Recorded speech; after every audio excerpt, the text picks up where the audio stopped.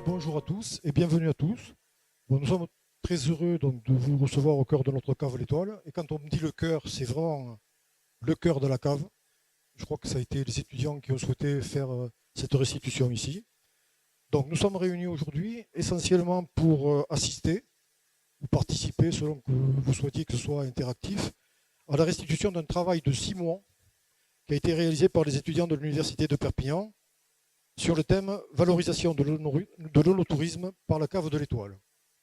Donc, ce que nous cherchions à travers le projet dont on va parler, c'est des visions nouvelles par des jeunes qui ont évidemment de nouvelles idées par rapport à ce qu'on peut avoir, et également d'avoir une offre structurée en matière de tourisme, tant le potentiel nous apparaît important. D'autres points qu'on voulait développer, c'est notamment de trouver de nouveaux partenariats. On en a déjà de très sérieux, notamment avec le laboratoire Arago, mais on voudrait essayer de trouver avec le Force Intelm également, mais on voulait trouver d'autres formes de partenariat. Et on avait un autre point aussi qui nous touche particulièrement, c'est qu'on est une toute petite structure, et honnêtement, on a mal fou à identifier des administrations, des filières ressources ou des structures qui pourraient nous aider. Donc avant de passer la parole à Marie-Hélène Sangla et Elodie Boucher, je voudrais remercier tous les participants de ce projet, en souhaitant que pour les étudiants, ce soit une expérience enrichissante dans le cadre de leur formation, et que pour nous, pour notre cave, on puisse mettre en pratique rapidement tout ou partie de ces recommandations. Merci. Le programme Miro est un IDEFI, c'est une initiative d'excellence en formation innovante qui est financée par l'Agence nationale de la recherche depuis 2012 et qui se terminera en 2019. D'abord, c'est un projet qui est innovant du point de vue de la construction de l'offre de formation, puisque celle-ci a été menée par plusieurs établissements partenaires, l'Université de Perpignan, l'Université des Baléares, l'Université d'Andorre, qui forment à L3 un consortium auquel s'ajoutent d'autres établissements d'enseignement supérieur. Le programme Miro est également un programme innovant parce que c'est un enseignement totalement digitalisé, un enseignement à distance qui se fait à partir d'une plateforme. Et cet enseignement est multilingue. C'est un enseignement en français, en catalan, en espagnol et en anglais. La plateforme qui sert de support donc à ce master 1 et 2 en tourisme culturel est une plateforme qui est également accessible aux apprenants en formation continue. L'autre aspect innovant du programme Miro est d'avoir réuni autour de son consortium des partenaires professionnels, des partenaires qui représentent les forces vives de la région, aussi bien dans le domaine du tourisme, de la culture et du patrimoine. Voilà, donc je vous laisse la parole, Elodie. Donc ce projet a été réalisé par l'association de préfiguration de la junior entreprise Miro Conseil. Et comme le présentait Marie-Hélène Sangla tout à l'heure, le programme Miro, qui est un programme formation innovante, a proposé aussi de l'innovation qui passe par la réalisation des projets tutorés et donc par la création d'une association de préfiguration d'une junior entreprise qui a été créée en décembre 2016 et qui est constituée donc des étudiants du master Miro qui fonctionne en fait sur le modèle d'un cabinet de conseil et qui a pour but de favoriser la mise en pratique de l'enseignement théorique des étudiants donc tout au long de leur parcours par la réalisation d'études et d'expertise professionnelle donc dans cette démarche pédagogique. Et le premier projet donc, qui a été réalisé par l'association de préfiguration de la junior entreprise Miro Conseil a donc été le projet sur la cave coopérative L'Étoile, donc avec Monsieur Santaine. Comme il l'a précisé tout à l'heure, donc il s'est déroulé sur donc une durée de 6 mois, a été réalisé par 13 étudiants de la deuxième promotion du Master Miro et s'est déroulé selon 3 phases qui correspondent en fait à la réalisation d'une étude d'ingénierie culturelle en fait. Donc la première phase qui a été une phase de bilan diagnostique qui a permis de mettre en avant l'état de l'existant de la cave, mais aussi de son environnement, et de définir les objectifs de la cave. La deuxième phase a été donc la phase de benchmark, étude de marché, et enfin donc la troisième phase que vont vous présenter les étudiants, donc c'est la phase des préconisations. En fait, il s'agit des propositions clés en main, on va dire, prêtes à être mises en pratique pour la cave L'Étoile, et qui ont tenu compte des aspects financiers, des aspects humains et temporels aussi en termes de délai de réalisation de la cave, et donc voilà, qui correspondent à la stratégie de valorisation œnotouristique de la cave L'Étoile.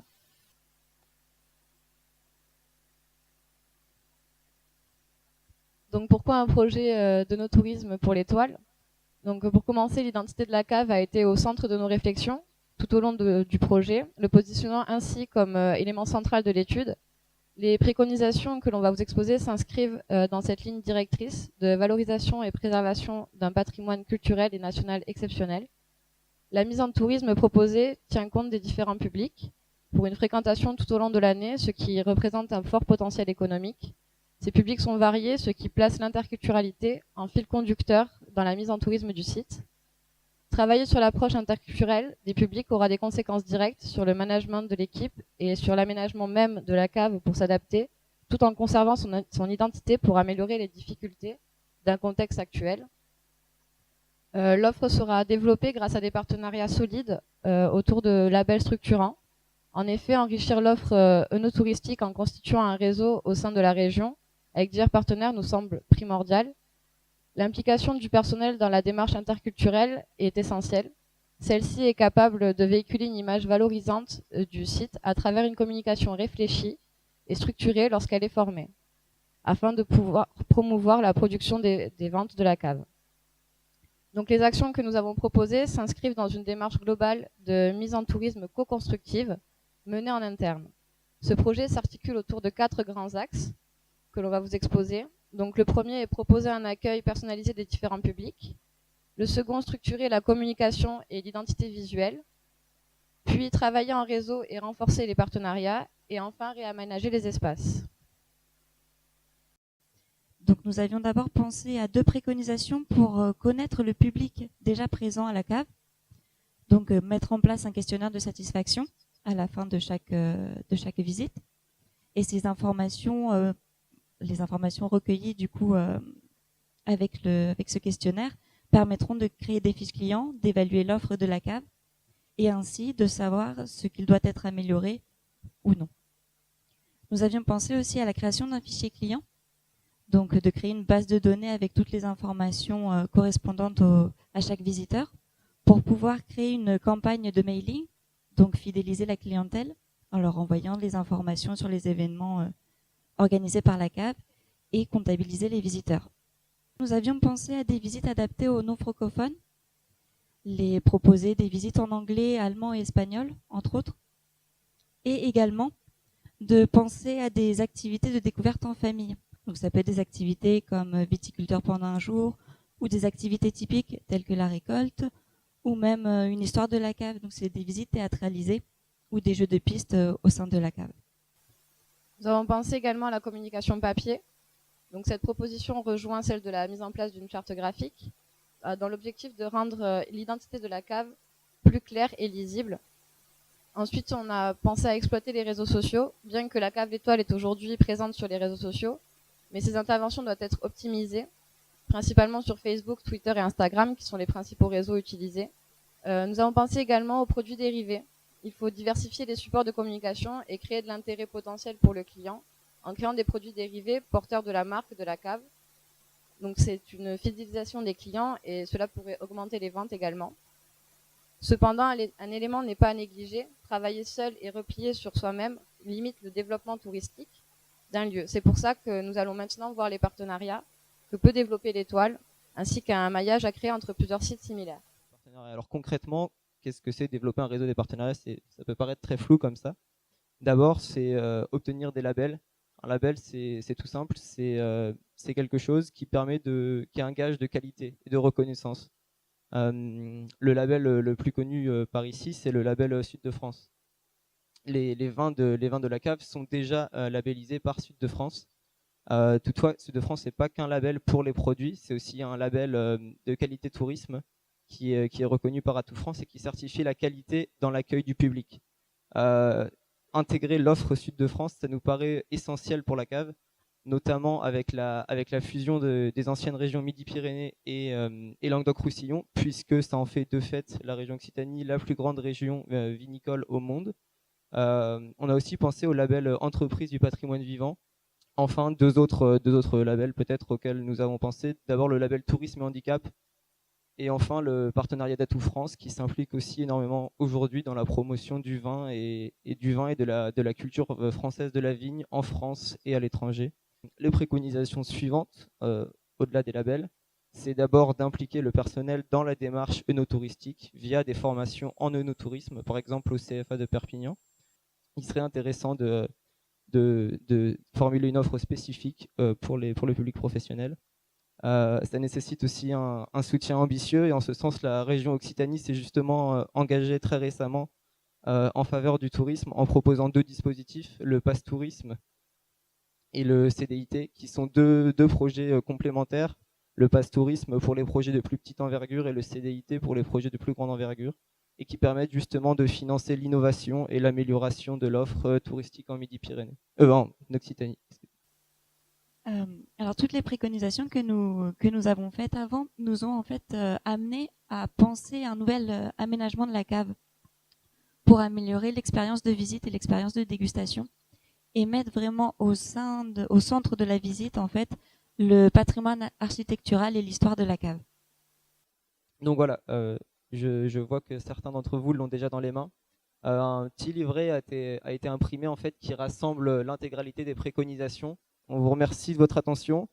On va laisser la parole à Monsieur Plat qui nous fait l'honneur d'être ici.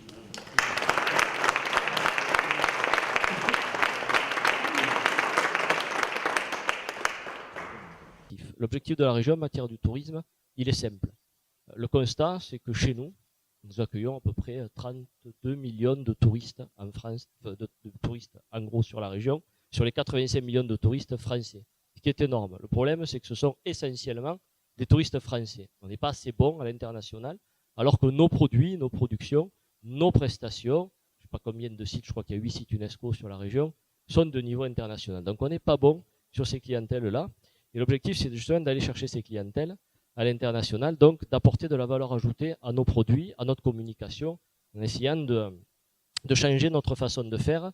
En fait, à la région, notre ambition, c'est de vous aider sur place, sur le terrain, à mettre en place vos projets, à permettre à vos entreprises de vous développer. Pourquoi faire? Pour créer de l'économie, pour créer de la valeur ajoutée et derrière de l'emploi dans cette région où on a effectivement un taux de chômage relativement important, mais on a la chance d'être une région très attractive.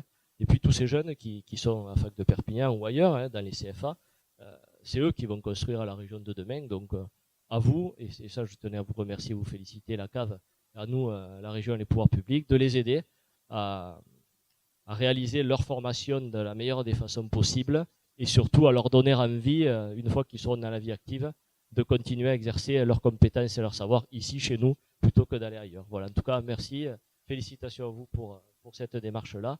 Et je pense qu'on va entendre parler encore pendant longtemps de la cave de l'Étoile à la région. Merci.